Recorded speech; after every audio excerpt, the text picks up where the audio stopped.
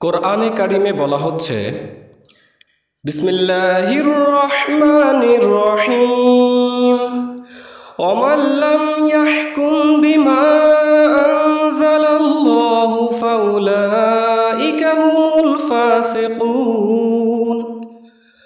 অর্থ, আর আল্লাহ যা নাজিল করেছেন তার মাধ্যমে যারা সমাধান দেয় না তারাই হচ্ছে পাপী। সূরা মাইদা আয়াত নং ৪৭।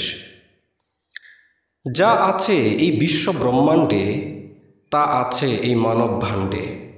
অর্থাৎ একটি মানব দেহ হল সমগ্র বিশ্ব ব্রহ্মাণ্ডের মিনিয়েচার বা ক্ষুদ্র রূপ।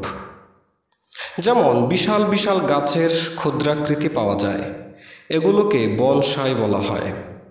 বিশাল বটবৃক্ষ, কিন্তু তাকে বিশেষ প্রক্রিয়ায় কাটচাট করে বনসাই বানিয়ে সাজিয়ে রাখছেন আপনার টেবিলের উপর। মানুষ হলো সমগ্র বিশ্ব ব্রহ্মাণ্ডের বনসাই। কোরআনে বহু আয়াতে আল্লাহ বলছেন, তোমরা জমিনে আল্লাহর দ্বীন বা আল্লাহর আইন প্রতিষ্ঠা করো।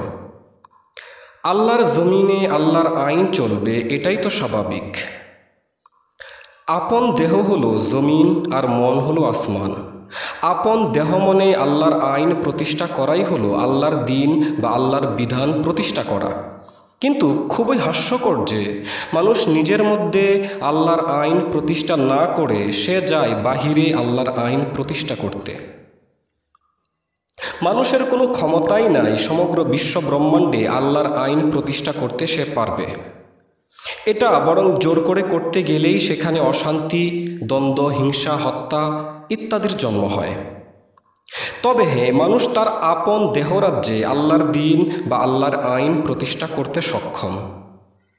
তোমরা পৃথিবীতে আল্লাহর আইন বা আল্লাহর দ্বীন প্রতিষ্ঠা করো বলে যতগুলো আয়াত রয়েছে, এই সবগুলোর মূল কথা হলো তোমার দেহ মনে আল্লাহর আইন বা আল্লাহর হুকুম প্রতিষ্ঠা করো। মনে করো তুমি একটা পাপ কাজ করতে চাইছো, বা একটা পাপ কাজ করতে তুমি মনস্থ করেছ বা ইচ্ছা পোষণ করছো। তখন তুমি লক্ষ্য করবে যে তোমার ভেতর থেকে কোনো এক অদৃশ্য সত্তা তোমাকে বলছেন এটা করো না।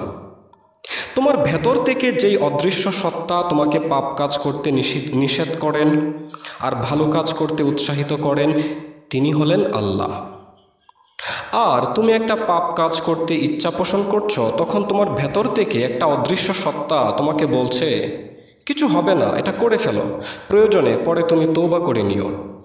তো তোমার ভেতর থেকে যেই অদৃশ্য সত্তা তোমাকে পাপ কাজ করতে উৎসাহ দেয় আর সৎ কাজ করতে নিষেধ করে, এটা হলো শয়তান বা তোমার আমিত্ব বা তোমার আমিবোধ বা তোমার অহংবোধ বা তোমার ক্ষুধি।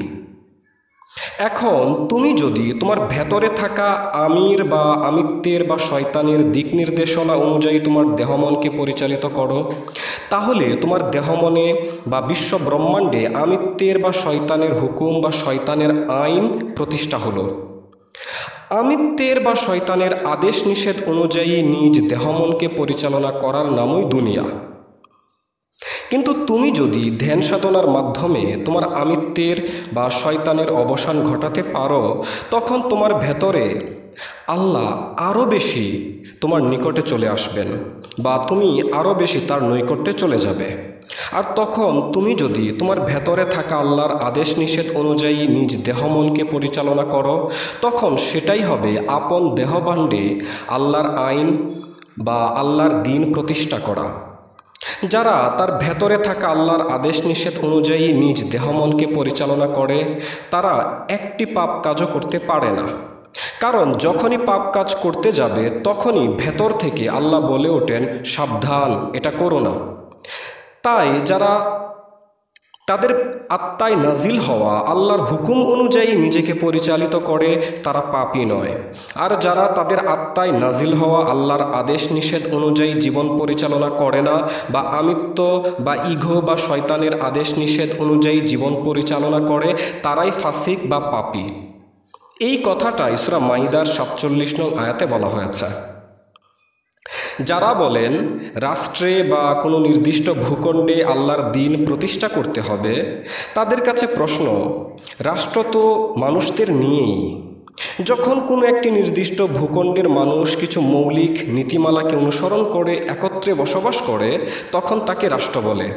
যারা ইসলামী রাষ্ট্র ব্যবস্থা কায়েম করতে চান, তাদের যুক্তি হলো, যেসব আইন বা বিধিবিধানের মাধ্যমে একটি রাষ্ট্র পরিচালিত হয়, সেই আইন বা বিধিবিধান সমূহ হতে হবে আল্লাহ প্রদত্ত। তবে এটা তো সত্য, এই কথা ঠিক, আল্লাহ প্রদত্ত, কিন্তু সেটা কখন কিভাবে হতে হবে সেই প্রক্রিয়াটাই তাদের ভুল। যাই হোক, তবে এখানে মৌলিক কিছু সমস্যা রয়েছে, সেই সমস্যাগুলো আপনাকে বুঝতে হবে। আপনি যদি কোনো গর্তের ভেতর ইঁদুর রেখে উপরে গর্ত বন্ধ করে দেন, তাহলে ভেতরে থাকা ইঁদুর নতুন গর্ত করবে বেরিয়ে আসতে। যারা ইসলামী রাষ্ট্র ব্যবস্থা প্রতিষ্ঠা করতে চান, তাদের উদাহরণ হলো যারা ভেতরে ইঁদুর রেখে উপরে গর্ত বন্ধ করে দিয়ে তারা মনে করেন যে আমরা সমাধান করে ফেললাম। এটা হচ্ছে তাদের উদাহরণ, যারা এটা মনে করে যে ইসলামী রাষ্ট্র ব্যবস্থা কায়েম করলেই সমাজে ন্যায় এবং ইনসাফ প্রতিষ্ঠা হয়ে যাবে।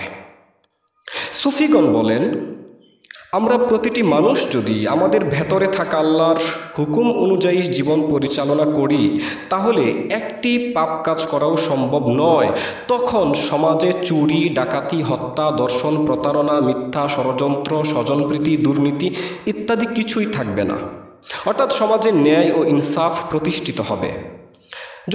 যদি এই প্রক্রিয়া অনুসরণ করা হয়, তাহলে এটা হবে গর্ত থেকে আগে ইঁদুর বের করে তারপর ইঁদুরের গর্ত বন্ধ করা। এটা হবে সমাজে বা রাষ্ট্রে আল্লাহর দ্বীন প্রতিষ্ঠা করা। কেননা রাষ্ট্র তো জনগণকে নিয়েই। কিন্তু যারা ইসলামী রাষ্ট্র ব্যবস্থা কায়েম করার কথা বলেন, তাদের কথা হলো বাহির থেকে মানুষের উপর কঠিন কিছু নিয়ম নীতি চাপিয়ে দিতে হবে বা শরিয়া আইন চাপিয়ে দিতে হবে, যাতে সেই নিয়ম নীতি অমান্য করার শাস্তির ভয়ে মানুষ অসৎকর্ম বা পাপ কাজ না করে সৎভাবে জীবন পরিচালনা করে। তাদের মতে এভাবেই আল্লাহর আইন বা আল্লাহর বিধান প্রতিষ্ঠা করতে হবে। কিন্তু এখানে ভেবে দেখেছেন কি, আপনার জোর করে চাপিয়ে দেয়া বিধিবিধানের কারণে একটা মানুষ সৎপথে চলা আর যে নিজ ইচ্ছায় সৎপথে চলতে চায় কোনো লোভ বা ভয় ছাড়াই, এই দুইজনের জীবন কি একরকম হবে?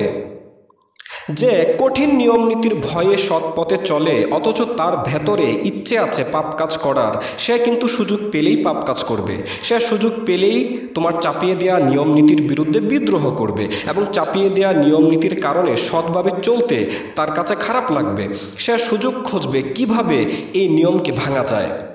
আর যে ব্যক্তি নিজেই সংকল্প করে নেয় যে আমি আমার ভেতরে থাকা আল্লাহর আদেশ নিষেধ অনুযায়ী জীবন চালনা করব, তার জন্য বাহির থেকে কোনো বিধিবিধান চাপিয়ে দেওয়ার প্রয়োজনই হয় না, বরং সে নিজেই সমস্ত অসৎ কাজ থেকে বিরত থাকবে এবং এভাবে সৎপথে চলতে গিয়ে তার জীবন তার কাছে কষ্টকর মনে হবে না, কিংবা সে এর থেকে পালাতেও চাইবে না। মনে করো তোমার শিশু খুব দুষ্টামি করে, এখন তাকে যদি ভয় দেখাও যদি তুমি দুষ্টমি করো তাহলে তোমাকে এই শাস্তি দেওয়া হবে। শাস্তির ভয়ে শিশুটি হয়তো সাময়িক সময় চুপ করে থাকবে বা সে দুষ্টমি করবে না, কিন্তু তার ভেতরে তো সেই দুষ্টমি ঘুরতেই থাকবে, কাজেই সুযোগ পেলেই সে দুষ্টমি করা শুরু করে দেবে। এজন্য বাচ্চাকে ভয় দেখিয়ে নয়, বরং প্রেম দিয়ে বুঝিয়ে বলুন দুষ্টমি করলে তার কি কি ক্ষতি হতে পারে। এতে শিশুটির মন থেকে দুষ্টমি চলে যাবে, ফলে তাকে আর ভয় দেখাতে হবে না, বরং সে তখন নিজ থেকেই শুদ্ধ হয়ে যাবে এবং সুযোগ পেলেও আর দুষ্টমি করবে না। পৃথিবীর অধিকাংশ মানুষই বাচ্চাদের মতো দুষ্ট প্রকৃতির। তাদের উপর ইসলামী রাষ্ট্র ব্যবস্থা নামক ভয় চাপিয়ে দিয়ে হয়তো বাহির থেকে তাদেরকে শুদ্ধ করা যাবে সাময়িক সময়ের জন্য, কিন্তু তাদের ভেতরে চলতে থাকা পাপ করার ইচ্ছা তো চলতেই থাকবে। আর তাই আমাদের উচিত একজন সদ্গুরু বা একজন কামেল মুর্শিদের কাছ থেকে ধ্যান সাধনা শিখে তা নিয়মিত করা, যাতে আত্মায় থাকা আল্লাহর বাণী বা ইলহামসমূহ শুনতে পারা যায় এবং সেই অনুযায়ী তথা আল্লাহর হুকুম অনুযায়ী নিজেকে পরিচালনা করা যায়, বা নিজের মাঝে আমিত্বের হুকুমের পরিবর্তে বা আমির হুকুমের পরিবর্তে আল্লাহর হুকুম বা আল্লাহর বিধান বা আল্লাহর দ্বীন কায়েম করা যায়।